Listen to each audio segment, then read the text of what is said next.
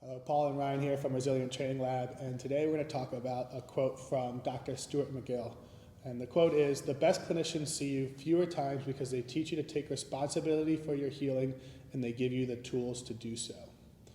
So a really common practice that we see with our clients is a healthcare provider being seen for a specific issue, telling their patient that they need to come in for a ton of treatments.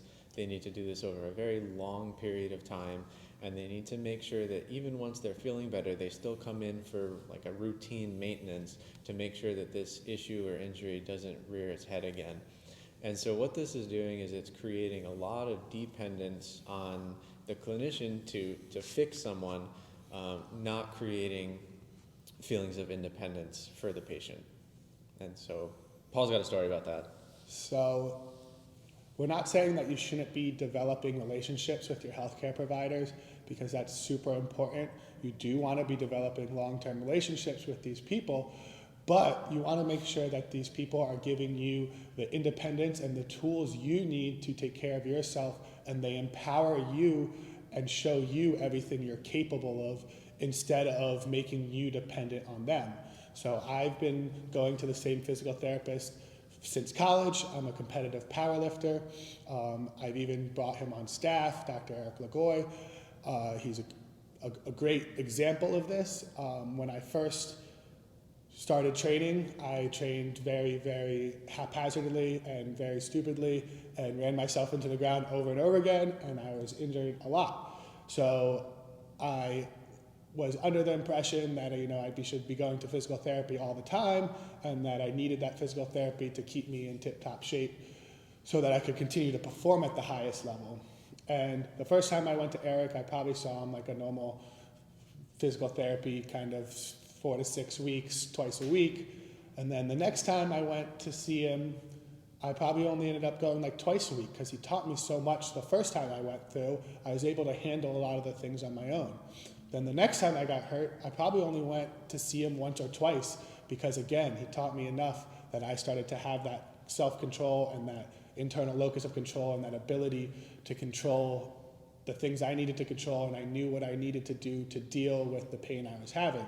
Then after that, I don't think I've seen him since. I just kind of shoot him an email if I need a check-in or kind of have a question, but he's given me the knowledge, he's empowered me and showed me the things I'm capable of.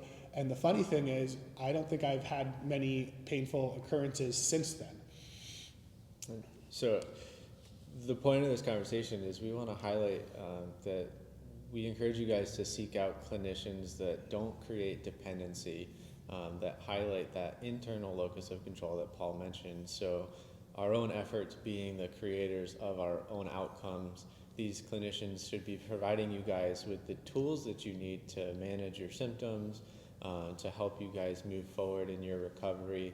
And we really are going to look to avoid those who are creating this dependency and this almost like this guru mindset that they are somebody who will fix you and you need them to prevent this from happening again in the future. So, and the research kind of backs this up. There's been a lot of research that shows that having that internal locus of control is one of the biggest drivers of success in the rehab process and being able to develop that relationship with your provider and get that trust. And wherever you go in any profession, there are people that are good at their job, there are people that are great at their job, and there are people that are just so-so at their job.